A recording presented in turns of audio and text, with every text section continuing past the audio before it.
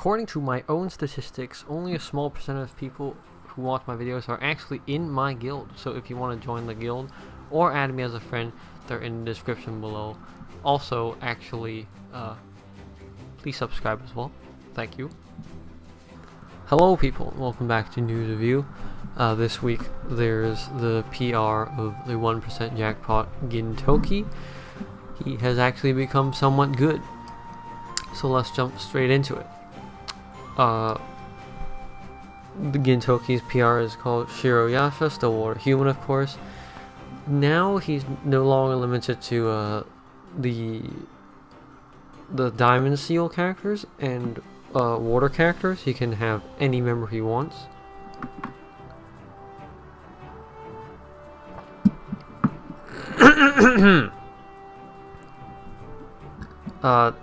His HP and recovery multipliers have also gone up to 1.7. That's pretty good. By dissolving a group of 3 or more runestones, which basically is a given always. You get additionally team attack times 4, and single attack becomes full attack. That's like not really relevant, that second point right there. Skill seed is humans -1 after entering a stage, so you know you get like a slight bias towards humans, but not really. And by dissolving runestones of the members' attributes, team attack times 1.7 additionally. This does not stack, meaning that if you put like all 5 attributes of members in your team and you dissolve all 5 attributes of runestones, you do not get 1.7 to the power of 5, you just get 1.7. So yeah, I mean, there is still, an advantage of putting a rainbow member setup. It's that like whatever you dissolve, you do get the 1.7 on both sides, that is, since this is leader skill. So leader skill has improved vastly, as to before, where here, like, honestly, first off, I've replaced the cards with their actual images. Second off, I've rearranged the cards a little bit, so I'll just talk about that. The fire jackpot, I can't remember anyone's names, man. The fire jackpot, like, is a little worse than I anticipated. Like, the high HP is certainly good, but she needs a lot, and I mean a lot of fire runestones, like, every round. Sure, you can, use, like, Yoko or something, but, like, not really, like, I don't think it's not consistent. That's my problem with it. Still good, though. Like, the HP being high is quite good in today's day and age. And then my opinion on the original Gintoki, oh my god. If I had, like, it was worse than I had imagined. If you play the transmigration with like the light dragon, I think might or might not be still going on. Like, you have the gemstones, and then you have the step damage debuff, where you're like literally not allowed to move like steps. You move steps, you take damage, and you're not allowed to get rid of that debuff. Yeah, that's what playing like the original Gintoki is like. You move 5 steps, and if you move more than 5 steps, you get no damage, and it's just pain.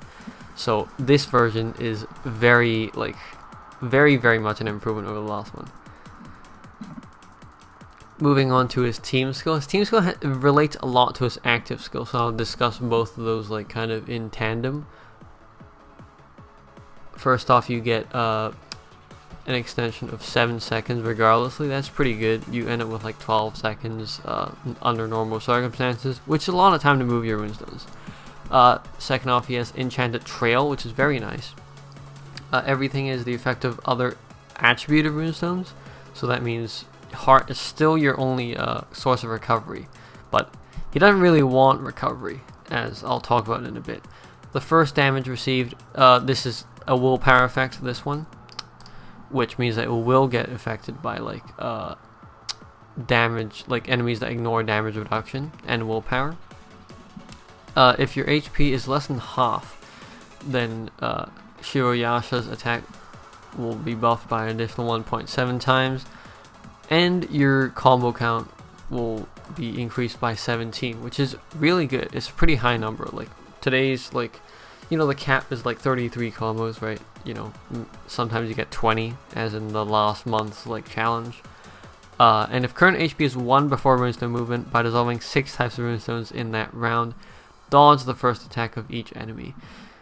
This last point is kind of niche. I mean, like, if you can make it work, which you might be, it all depends on like his active skill. It, like, you know, if you can make this work, it works. But like, honestly, I don't think this will be happening too often. Additionally, if you put like some small prize, I believe these are the small prizes in his team, then you get an additional buff to your basic values or your stats, and you also get a CD reduction. Moving on to his active, CD7. This is a sort of attack booster, kind of, maybe, but it's a stat, like a status effect. So upon skill activation, record the distribution of runestones. Team recovery becomes 0. Damage from burning and step damage lowered to 1. He launches an extra non-attributive attack. At the end of the round, turn all runestones into water, fire, earth, light, dark, and heart. So this is the point that is kind of in contention. If there are at least 3 of every runestone, then that means like he's pretty good as a leader. Like, this is quite good. If there is a chance that, you know, you don't get like 3 of something, that, you know, then this active skill becomes quite a lot worse, but it's still not bad in my opinion. Obviously, the, like, you know, best case scenario, he, like, this does, you know, this does have 3 of each, at least 3 of each, that is. The skill can be deactivated anytime, and upon deactivation you get the board that you activated the skill with. This is probably like one of the most unique things you can do. However, I mean, if you like get stat cleared or something, you lose the board, I presume, which is, you know, kind of bad. Current HP will become 40% of total HP, which is, you know, relating to the sort of willpower stuff from before.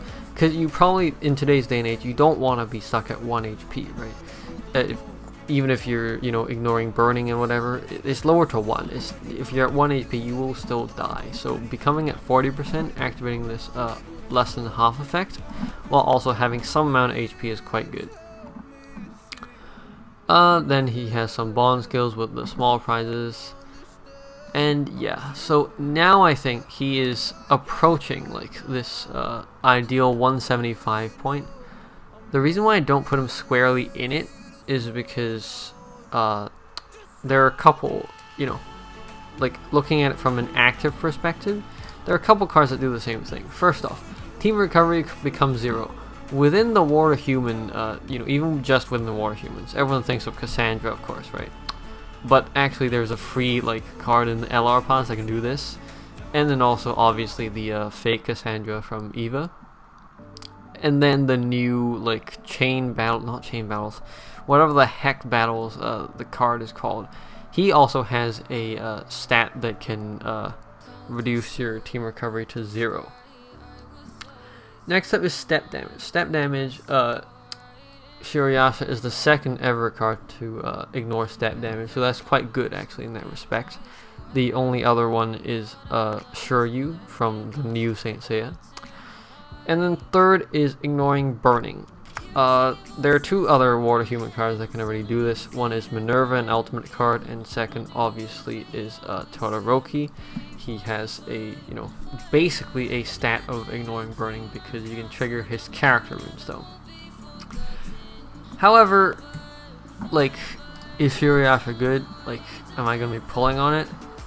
Probably. Like, if obviously, like, it probably will, for me personally, it will hinge on whether like you can get at least 3 of each on this conversion effect at the end of the round. Converting movestones at the end of the round is quite good, like, anyway. But if you have at least 3, then this instantly, like, 175 for sure.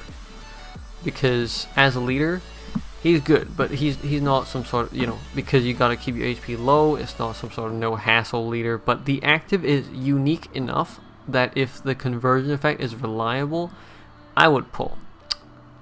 If, however, like, you have, like, you know, you're low on diamond, you have like Deku and Common Rider or whatever, like, if you have a good human leader, purely for leader skill, I don't think this guy is, you know, as easy to play as any of those past other human collab leaders, for sure. But I think the active is quite unique, so I will probably pick him up like when raid up comes. And then, oh yeah, his Dragonware. His Dragonware further boosts his attack, so this is kind of insane. By dissolving 5 more times of Runestones, the character's attack times 2 additionally, and then when the HP is less or equal to 40%, the character's attack times 2.5. Just in here you have it times 5, like, on him. And then multiply that by like 1.7 to the power of 2, like you just get an insane attack boost on himself. Obviously, once again, well, actually not once again, this actually like works against Yoko, because I was thinking of boosting leader's damage with Yoko, but Yoko only gives you 3 types of runestones, and he actually encourages you to dissolve like everything. So yeah, it'll be interesting to see what kind of team comps he will come out with for him. Alright, moving right along to free cards. The free cards this week are kind of inconsequential. In chain battles, there are a couple new cards. One is Toshiro, Dark Human, CD8, release the lock skills of everyone in the collab. Extend movement time to 14 seconds and combo count plus 14. Not bad, not particularly good. I mean, if you don't have an unlocker, then, you know, I guess he works. And then next up is Sagaru, Fire Human CD8, explode the columns below collab members to generate enchanted human runestones of the member's attribute, and that column basically adds a thought for this collab. 6 combos, nice board, you know, a nice card if you plan to like do like a collab team, which interestingly enough I don't think Shiroyasha actually encourages, so something to think about. Next up is a ultimate stage, Bonsai Earthquake CD7, inactivate all enemies for 1 round and convert the board into enchanted runestones of all types. Once again, this like doesn't seem to guarantee you know, at least 3 of each, so that's kind of useless. Inactivating enemies for 1 round is usually not, you know, that okay, and it has to be like 2 or more, although those are kind of rare. So I mean, you get 1, you know. I don't know if it will come in handy, probably not, but get 1. And then an event for a me.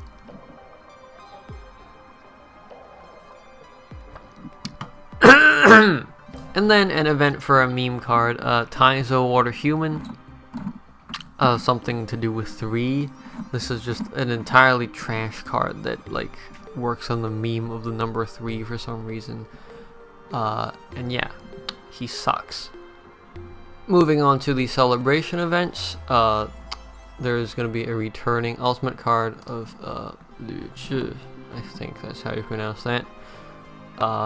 She kind of sucks. I mean, she's Earth Demon. That's a stat that isn't really needed because Rakshasa is just better in every single way. I think she was like meant to be paired with Rakshasa like originally, but Rakshasa's attack is just so insane that she doesn't need an additional attack booster like next to her. Next, I don't know who the hell Madao is, but apparently you can get him. It like wasn't even a new card in this news. And then there's a time limited crossover story. Basically, you just spend a ton of stamina, challenge easy stages, and you get a free diamond as well as a crossover summon coupon for a free draw of the collab seal. And the raid up will be coming 10th to the 12th. And I think that's it. Oh, last one. Returning horror stage of Gong Gong. He's a good card. Water Beast, you know, he can reduce the defense of all enemies to 0 and then add it to his own attack. You know, I haven't used him, but beast teams haven't really been on the rise. I know there's Clo, which I did pull for, but you know, hey, get 1 at least. I think, you know, maybe he'll come in handy someday. But that is it for this week's news review. If you like this, please give a like. If you have any questions, leave it in the comments, or tell me what you think about, the Gintoki PR. If you like this in general, please subscribe, and I'll see you in the next video. See ya!